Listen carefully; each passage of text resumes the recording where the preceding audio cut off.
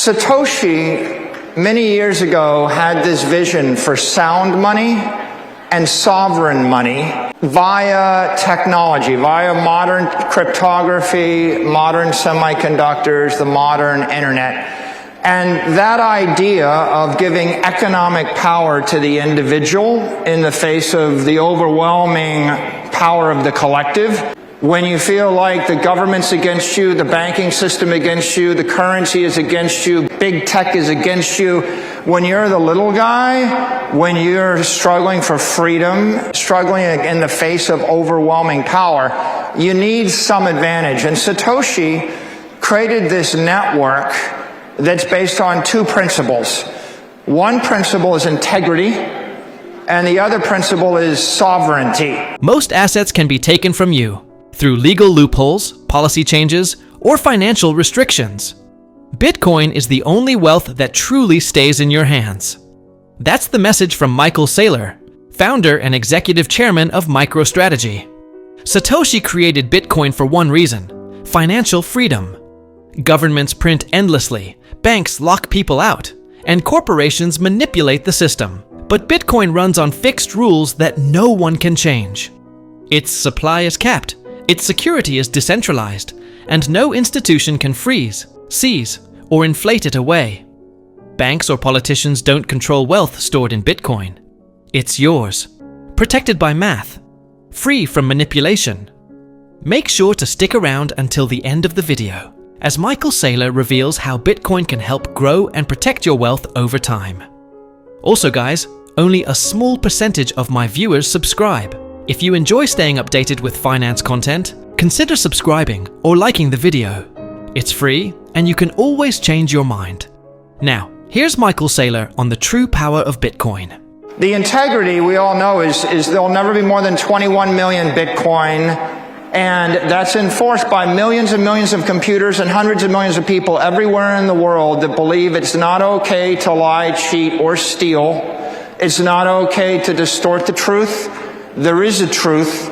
There is a universal common ledger that no one can tamper with, no one can corrupt. Not a nation state, not a company, not a politician. And that idea of a censorship-resistant, unstoppable version of the truth was a first in human history. And then the second idea is sovereignty. Well, if there is a truth, can you own it? So with Bitcoin, the idea is you can own a Bitcoin and you don't have to trust a bank with it. You don't have to trust the city with it. You don't have to leave it in the custody of a big company. You can take self-custody. So we oftentimes say, what do you own? The only thing you own are your memories. Everything else in this world that you own at the pleasure of someone more powerful than you, and they can take it away from you via force. What they can't take away from you is your experience and what's in your head. And the brilliance of Satoshi was, what if we could put all of the money in the world into the heads of the people? What if what you knew was the password to unlock all of your wealth or protect it, and nobody else could take it away from you? And that's a profound shift, because what Satoshi did was gave us a network where hundreds of millions of people can own and control their economic energy in a censorship-resistant, unstoppable fashion. And that was an idea worth nothing for a year. And then it became worth $1 million, and then it became worth $1 billion, and then it became worth $10 billion, and then it became worth $100 billion. And when MicroStrategy, now Strategy, got into business about 4 years ago, it was worth $150 billion. And today it's worth $2 trillion. And at that time you were a software company, and you saw this as an opportunity, a different opportunity. We were a software company, and we were staring at a quick death or slow death or take a risk. When the COVID lockdowns took place and the interest rates went to zero, we had to decide, were we going to sell the company, throw in the towel, or could we find a way out? This is the challenge that 40 million companies in America have, which is, if you're not one of the Magnificent Seven, if you're not Apple or Google or Microsoft, how are you supposed to compete in a world where trillion-dollar companies have all the power, big banks have all the power, big government has the power. Bitcoin offered us the way out, because if you recapitalize the company on Bitcoin, you're not slave to the bank, you're not slave to the currency, you're not slave to the local politician that tells you what you can do and how you can use your money. Instead of having the central bank take interest rates to zero and keep them there forever, right? Bitcoin gave us a 60% return every year. The Bitcoin interest rate is set by a global decentralized system of capital flows. So my company was able to save itself when we switched from Bitcoin, from the US Treasury or the bond to Bitcoin. Our market cap increased from $1 billion to $100 billion. And our enterprise value increased from 600 million to 105 billion. And we went from a $500 million company growing 0% a year, competing against a monopoly, Microsoft, where it's hopeless, to a $50 billion company growing 60% a year that's part of the digital economy. So I feel blessed. And we were very fortunate, but that really motivated me with a mission. And what I realized is Satoshi gave us a way out of our conundrum. Satoshi gave us a strategy that makes a small company big and powerful, that makes the individual more powerful than the state, that turns the power balance between the collective and the individual on its head. And the secret to that is this powerful worldwide network that puts the individual first, that's uncorruptible, that anybody can join, that gives you unfettered, uncensored property rights. Bitcoin is a strategy for survival, and MicroStrategy, now Strategy, proved it. The company was stuck, facing massive competitors and an economy that made growth nearly impossible. Instead of accepting defeat, they turned to Bitcoin, using it to protect their wealth and build a stronger future. According to Saylor, anyone can do the same.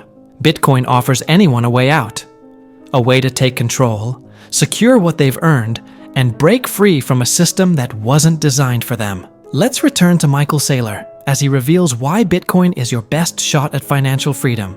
Bitcoin literally represents the conservation of energy in cyberspace.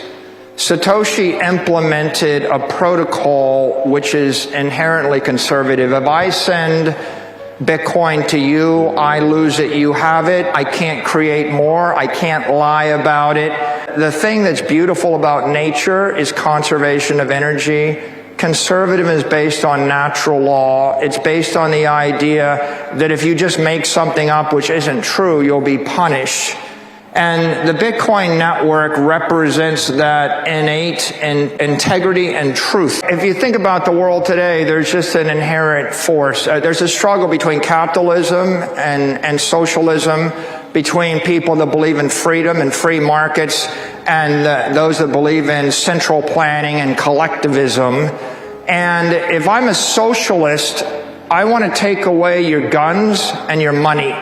And Bitcoin is money that they can't take away. Like, what freedom do you have if you have all of your money in a bank that can freeze it? What freedom do you have if you have your money embedded in a currency where someone can print 4x more of it without your approval and debase it to zero? What freedom do you have if you own real estate in a city where the mayor can put rent control on it or expropriate it, or the governor can tax it away from your family? What freedom do you have if all your wealth is in a business where the government can tell you you can't operate, shut down your pipeline, tax your employees, tax your income, regulate your product? And the answer is, you only have conditional freedom until the government changes and they just take away that freedom. And then when they take away your wealth, when they take away your economic power, they're going to starve you to death, and then you've got nothing. So Bitcoin represents putting your economic wealth in cyberspace. It's beyond the reach of the mayor, beyond the reach of the governor, beyond the reach of any nation state, beyond the reach of any other company that would do you harm.